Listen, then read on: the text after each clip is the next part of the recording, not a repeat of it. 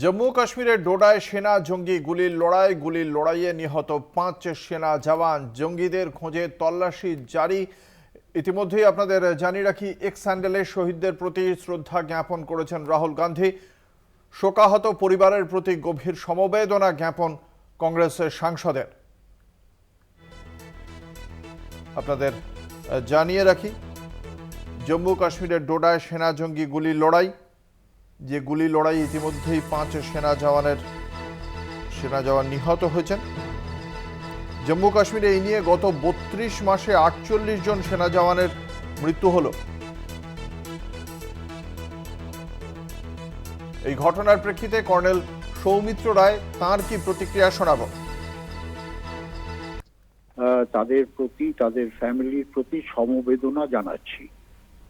এবারে আসি, আমরা গত 6 মাস থেকে 1 বছর ধরে যা দেখতে পাচ্ছি যে টেররিস্টরা মেইনলি এরা হচ্ছে পাকিস্তানি ব্যাকড এসএসজি, মানে পাকিস্তানের রিটায়ার্ড যারা কমান্ডো, তাদের দিয়ে এদের তৈরি করা হয়েছে with sophisticated arms, weapon and equipment, war equipment.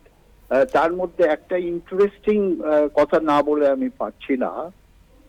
আগে এদের যে রেডিও সেট ছিল, যাতে যার থ্রু দিয়ে এরা কমিউনিকেট করত, সেই রেডিও সেটগুলোর কমিউনিকেশন আমরা ইন্টারসেপ্ট করতে পারতাম, যার ফলে আমরা বুঝতে পারতাম এরা কোথা দিয়ে ইনফিলট্রেট করছে, কোথায় যাবে, কি তাদের উদ্দেশ্য।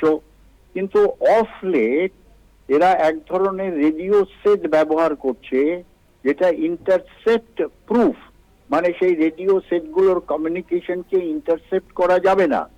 এটা একটা হাইলি সফিস্টিকেটেড রেডিও ইকুইপমেন্ট যা পাকিস্তান আর্মি বাইরের থেকে প্রকিওর করেছে। এবারে আসি, আমরা কি দেখলাম। আমরা দেখলাম প্রথমে রিয়াসি, সেখানে টুরিস্টদের বাসের উপরে টেররিস্ট আক্রমণ করলো। তারপর ডোডাতে, তারপর তারা চলে এলো কাঠুয়াতে, তারপর তারা চলে এলো সাম্বা এরিয়াতে, তারপর আবার তারা ফিরে গেল ডোডাতে। তা এই যে টেররিস্টদের যে অ্যাক্টিভিটিস গুলো তারা এক্সটেন্ড করেছে। আপনারা শুনলেন কর্নেল সৌমিত্র রায়ের বক্তব্য। এই ঘটনার প্রেক্ষিতে টুইট করেছেন সাংসদ বিরোধী দলনেতা রাহুল গান্ধী। তার বক্তব্য, জম্মু কাশ্মীরে যে ঘটনা, সেই ঘটনার প্রেক্ষিতে প্রথমেই তিনি শহীদ জওয়ানদের পরিবারের প্রতি সমবেদনা জ্ঞাপন করেছেন। একই সঙ্গে একের পর এক এই ধরনের ভয়ানক ঘটনা অত্যন্ত উদ্বেগের বলেও জানিয়েছেন। তার বক্তব্যের প্রেক্ষিতে তিনি যেহেতু বিজেপির ভ্রান্ত নীতিকে দূষেছেন, তার প্রেক্ষিতে কি বলেছেন বিজেপির সাংসদ শ্রমিক ভট্টাচার্য শোনাবো।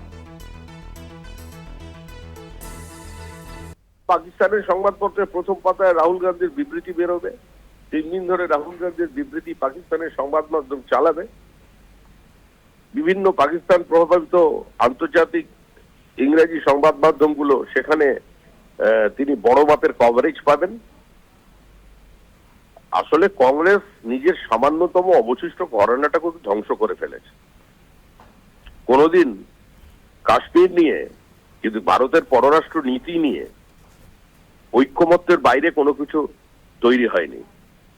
ইউএনওতে যেদিন আমেরিকার একটা ট্যাসিট সমর্থন নিয়ে কার্যত পাকিস্তান অনেকটা এগিয়ে গিয়েছিল আজাদ কাশ্মীর তাদের স্লোগান নিয়ে, সেদিন কিন্তু ফরওয়ার্ড ব্লকের চিত্ত বসু প্রস্তাব করেছিলেন যে এই মুহূর্তে যদি কেউ ভারতের কে নেতৃত্ব দিতে পারেন, তিনি অটল বিহারী বাজপেয়ী, সম্পূর্ণ ভিন্ন মেরুর একজন রাজনৈতিক কর্মী। এবং সেটা মেনে নিয়েছিলেন তৎকালীন কংগ্রেস নেতৃত্ব। তিনি দেশের হয়ে প্রতিনিধিত্ব করেছিলেন। নেহরুজির সময়, পরবর্তীকালে রাজীব গান্ধীর সময়, শ্রীমতী গান্ধীর সময়, এমনকি নরসিমহা রাওয়ের সময়ও কংগ্রেসের যে রাজনৈতিক ঘটনাটুকু অবশিষ্ট ছিল একটা শতাব্দী প্রাচীন দলের, সেটা শুধুমাত্র একটি পরিবারতান্ত্রিক দলের মালিকানার কারণে আজকে ধ্বংস হয়ে গেছে। রাহুল গান্ধীর এই বক্তব্যের কোনো গ্রহণযোগ্যতা ভারতীয় জনমনে